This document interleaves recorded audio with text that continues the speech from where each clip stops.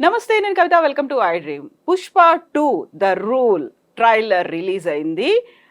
శ్రీవల్లి మాటల్లో చెప్పాలంటే పుష్ప ఒక బ్రాండ్. అదే పుష్ప మాటల్లో చెప్పాలంటే ఫైర్ బ్రాండ్. ట్రైలర్ మాత్రం ఎలా ఉంది? మనతో పాటుగా ఉన్నారు సీనియర్ జర్నలిస్ట్ మహర్షి గారు. మహర్షి గారు, నమస్కారం సార్. సార్, పుష్ప 2 ట్రైలర్ చూసిన తర్వాత ఏమనిపించింది? యాక్చువల్గా అది ఎలా ఉంది? బోల్డ్ అండ్ ఎక్స్పెక్టేషన్స్ ఎప్పుడెప్పుడా అని ఎదురు చూస్తున్నారు. సో ఫైనల్ గా వచ్చింది. ట్రైలర్ అదిరిపోయింది, అందులో ఎవరికి డౌట్ లేదు. ఎక్కువ ఎక్స్పెక్టేషన్స్ పెంచడం పెంచడం పెంచడం అనేది అది ఏదో ఒక అద్భుతాన్ని మనం థియేటర్లో చూడబోతున్నాము అన్నట్టుగా ఉంది ఆ ట్రైలర్. ఆ ట్రైలర్లోనే చాలా విషయాలు చెప్పేశారు.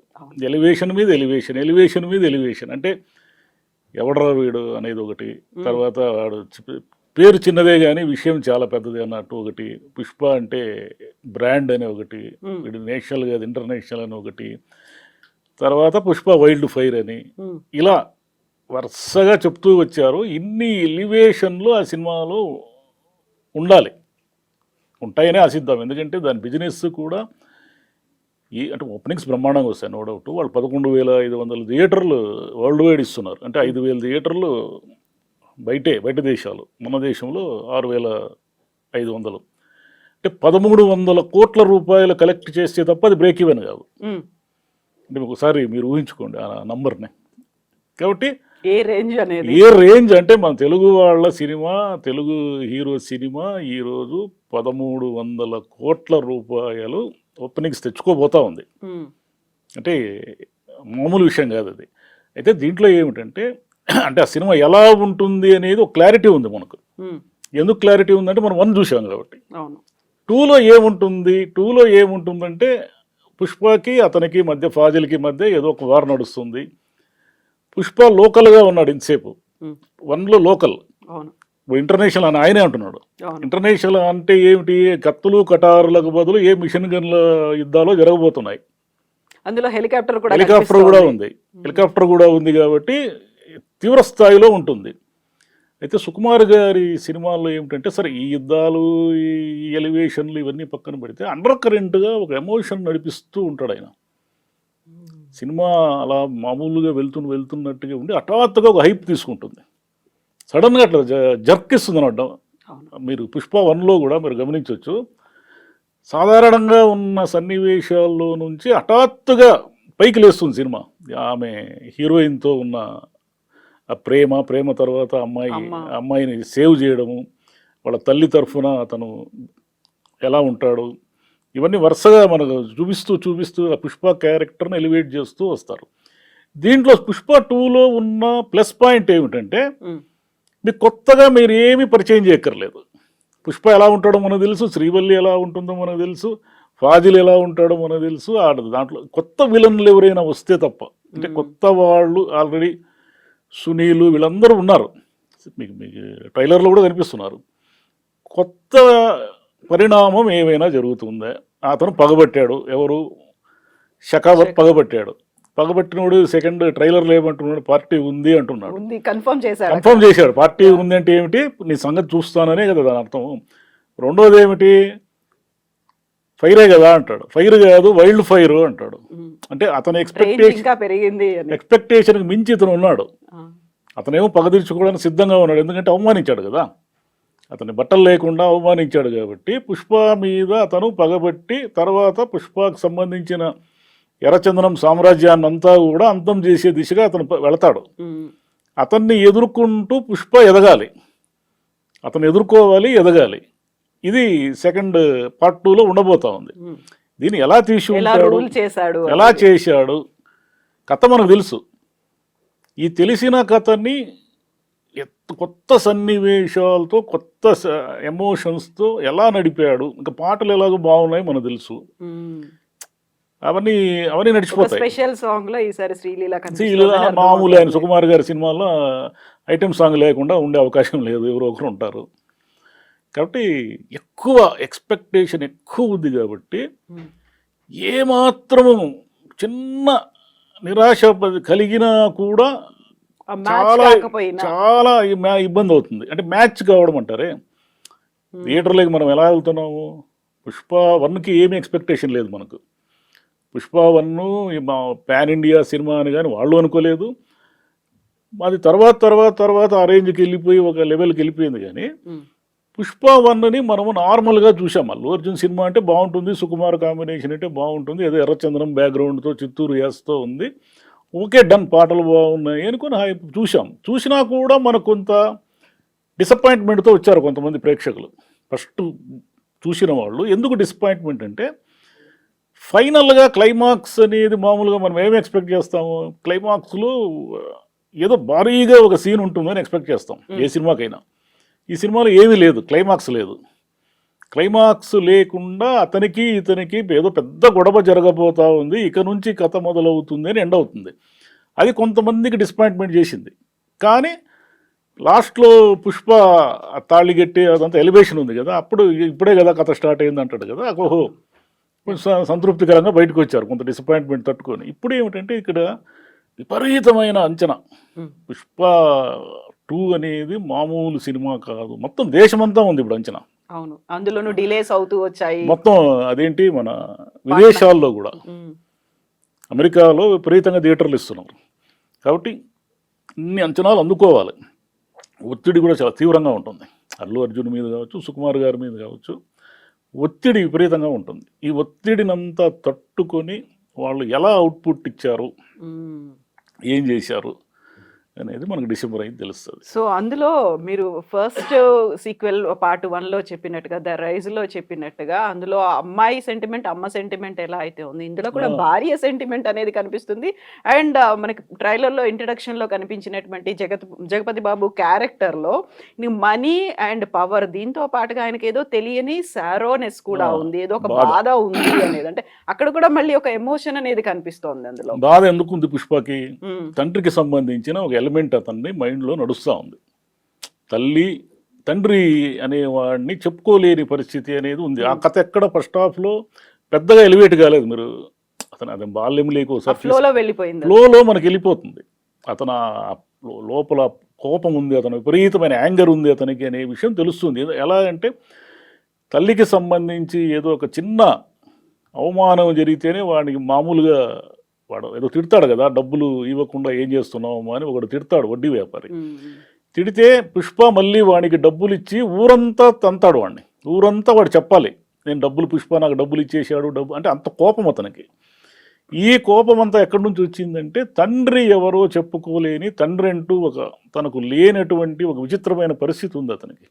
అంటే అతను ఆర్ఫన్ కాదు, తల్లి ఉంది కానీ తండ్రి ఉండి కూడా అనాథ లాంటి వాడు. అదే ఊరిలోనే ఆ తండ్రికి సంబంధించిన వారసులంతా ఇతన్ని అవమానిస్తున్నారు, అదే ఊరిలోనే ఉన్నారు వాళ్ళు. కాబట్టి అతనిలో ఉన్న పెయిన్ ఏమిటంటే తండ్రికి సంబంధించిన పెయిన్. ఈ పెయిన్ సెకండ్ హాఫ్లో ఎక్కడ ఎమోషన్స్ ఎక్కడెక్కడ ఎలివేట్ చేస్తాడు అనేది మనం చూడాలంటే, ఆయనకి సుకుమార్ గారికి ఏ సినిమా తీసుకున్నా కూడా ఈ ఫాదర్ సెంటిమెంటు ఇలాంటివి చాలా బలంగా చెప్తాడు ఆయన.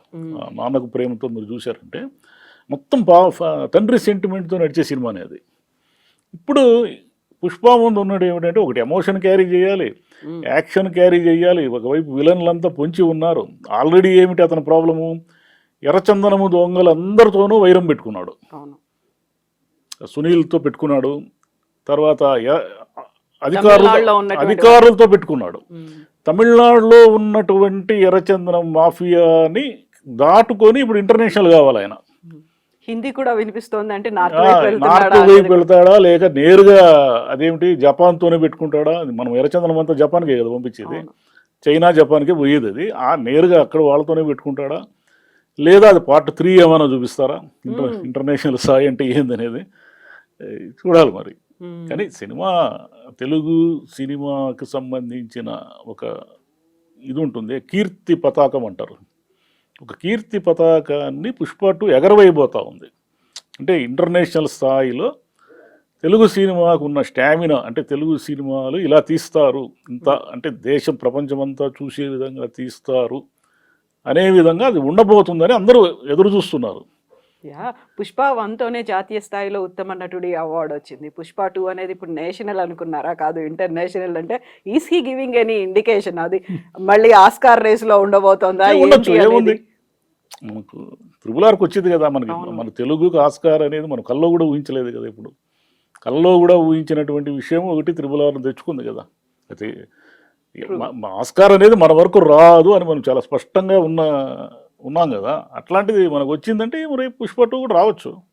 అంటే ఏం ఆస్కార్ అనేది ప్రపంచంలోంచి దిగేం రారు కదా వాళ్ళు నటులే, వాళ్ళు సినిమాలే కదా తీసేది.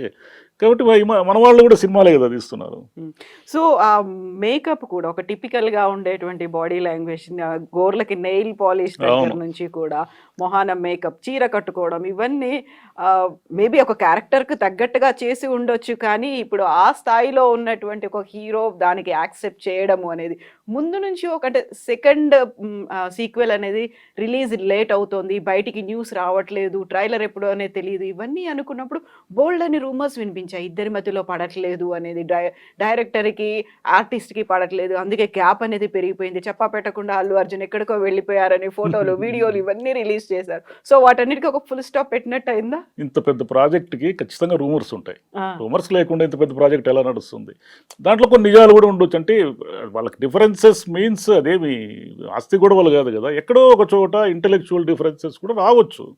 అదేం ప్రపంచంలో గొడవలే లేకుండా ఈ ప్రాజెక్టులు పూర్తి అయిన సందర్భాలు ఏమి లేదు. అంటే నిజం ఉండొచ్చు, నిజం కాకుండా కూడా ఉండొచ్చు, రూమర్ వచ్చినంత మాత్రం. కానీ ఆ ప్రాజెక్టు మీద మనకెంత అంచనాలు ఉంటాయో వాళ్ళకి అంతే అంచనాలు ఉంటాయి, మేకర్స్కి కూడా. మనము ఎంత ఎక్స్పెక్ట్ చేస్తున్నామో వాళ్ళు కూడా జనాలని, ప్రేక్షకులని ఏమాత్రము డిసప్పాయింట్ చేసినా కూడా ఇదంతా కూడా మన పరువు ప్రతిష్టకు సంబంధించిన వ్యవహారంగా అయిపోయింది. ఇది సుకుమార్కి, అల్లు అర్జున్కి ఇది ప్రెస్టీజియస్ ఇష్యూ.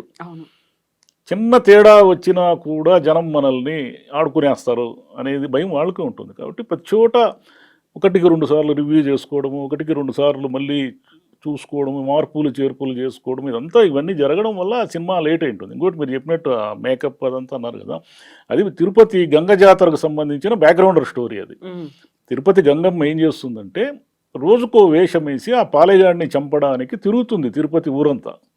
అది కథ. ఇప్పటికీ కూడా ఆ గంగ జాతరని అలాగే భక్తితో నిర్వహిస్తారు. అదే సాంప్రదాయంతో రోజుకో వేషం వేస్తారు. ఆ రోజుకో వేషం వేసి దాంట్లో భాగంగా హీరో ఆ చీర కట్టుకుని ఆ వేషం వేశాడు. అంటే మామూలు పురుషులు స్త్రీల వేషంలో తిరుగుతూ ఉంటారు. అంటే గంగ జాతర అప్పుడు వాళ్ళు మొక్కుకున్న వాళ్ళు అనమాట. ఆ మొక్కులు ఉన్న వాళ్ళు వేషాలు వేస్తామని మొక్కుకొని ఉంటారు.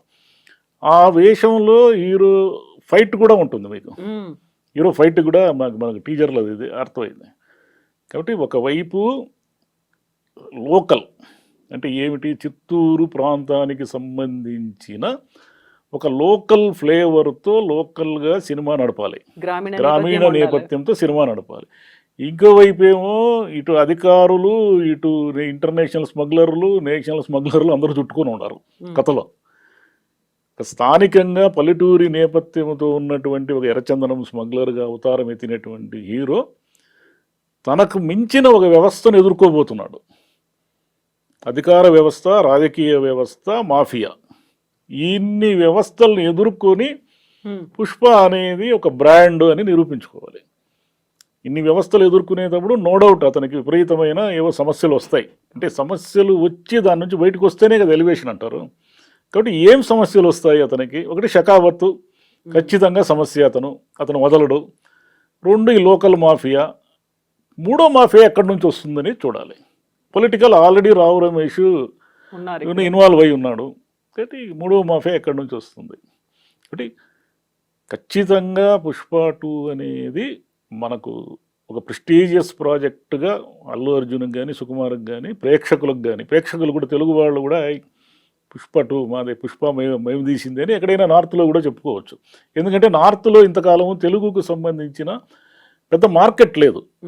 అదే ఇలా డబ్బింగ్ అలా ఇలా వదిలేవాళ్ళు. కానీ ఈ 666, సలారు, ఈ తర్వాత ఇవన్నీ వచ్చాయి కదా, KGF, ఇవన్నీ వచ్చిన తర్వాత సౌత్ సినిమాలకు విపరీతమైన డిమాండ్ ఏర్పడింది అక్కడ. ఇంత మార్కెట్ ఇప్పుడు 1000 కోట్ల రూపాయల బిజినెస్ జరిగింది థియేట్రికల్ బిజినెస్ అంటే నార్త్ బిజినెస్సే మనకంతా. ఇక్కడ మనకు సౌత్లో అంత బిజినెస్ జరిగే ఛాన్స్ లేదు. అక్కడ ఒక్కసారి అంటుకుందంటే ఫైర్, ఇంకా అది వదలదు. ఇంకా ఎందుకంటే పాట్నాలో నిన్న జరిగిన సభ, ఎందుకంటే మన వాళ్ళు ఎవరు తెలియదు కదా అక్కడ బీహార్లో పాట్నాలో, కానీ మన వాళ్ళందరినీ గుర్తుపట్టి కొన్ని వేల మంది అక్కడ ఒక ఈవెంట్కి అటెండ్ అయినారంటే చాలా పెద్ద విషయం అది. సో ఈ మధ్యన ఇది ఒక సరికొత్త ట్రెండ్ లాగా మారినట్టుంది. RRR సమయంలో అయితే ప్రమోషన్స్ కోసమో క్యాంపెయినింగ్ కోసమో హీరో ఇద్దరు డైరెక్టర్లు మొత్తం అన్ని ఈవెన్ గోల్డెన్ టెంపుల్ దాకా వెళ్ళి వచ్చారు. ఆ తర్వాత వెరీ రీసెంట్ గా గేమ్ చేంజర్ కోసం కూడా లక్నోకి వెళ్ళి అక్కడ క్యాంపెయినింగ్లు ఇవన్నీ జరిగాయి. ఇప్పుడు పాట్నా అనేది సో పాన్ ఇండియా రేంజ్ అంటే ఇది అన్నట్టుగా చూపిస్తున్నారా? కేవలం నటులు కాదు ఇక్కడ పాన్ ఇండియా అనేది వీళ్ళు ఎంత బాగా సినిమాలు తీస్తే అంత వర్కౌట్ అవుతుంది. లేదు పాన్ ఇండియా పేరుతో ఏదో ఒకటి ఊరికి డబ్బింగ్ చేసినంత మాత్రాన పాన్ ఇండియా కాదు. ఆడియో మారిస్తే పాన్ ఇండియా ఎలా అవుతుంది? ఆ రేంజ్ ఉండాలి. చాలా సినిమాలు పాన్ ఇండియా అని మనం చూసాం, దారుణంగా దెబ్బతిన్నాయి. అదేవిధంగా ఏమిటంటే వీళ్ళు ఎంత కథ ఉంది తమ దగ్గర అనే దానికి లిమిటేషన్ లేకుండా పార్ట్ 2లు పార్ట్ 3లు పెట్టుకొని ఫస్ట్ హాఫ్లో ఏమీ కథ చెప్పకుండా ఉన్నారు. పుష్పకి ఆ ప్రమాదం లేదు. పుష్పకి మొదటి పార్ట్లోనే చాలా కథ చెప్పారు. ఇప్పుడు చెప్పేదంతా ఏమిటంటే ఎవల్యూషన్ ఆఫ్ పుష్ప, అది రైజ్ ఇది రూల్ అంతే ఎలా రూల్ అంతే. చేశాడు అది చెప్పబోతున్నారు. అతని పరిణామ క్రమం ఏమిటని చెప్పబోతున్నారు. మూడోది ఉండొచ్చు, దీన్ని బట్టి రెండో దాన్ని బట్టి ఉంటుంది. మూడో ఇంకో సీక్వెల్ కి రెడీ అవ్వమని చెప్తున్నారు. ఉండొచ్చు కూడా. Yes sir, thank you so much sir. Thank you.